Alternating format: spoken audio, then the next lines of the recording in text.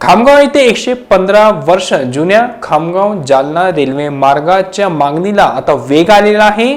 115 वर्ष जुन्या खामगाव जालना रेल्वे मार्गाच्या मागणीला वेग आले आहे, कारण हा प्रकल्प ब्रिटिश काळापासून रखडलेला आहे।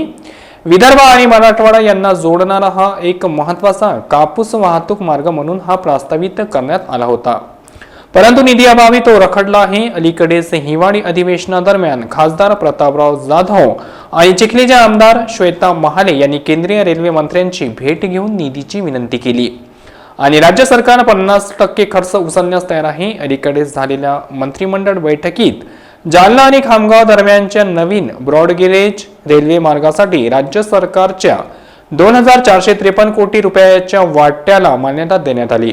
यामुळे प्रकल्पाला गती मिळाल्याचा मार्ग आता मोकळा झाला आहे। ब्रिटिश राजवटीत जालना खामगाव रेल्वे मार्गाला मंजुरी देण्यात आली होती आणि काम सुरू झाले होते, तथापि दुसऱ्या महायुद्धामुळे तो पूर्ण झाला नाही।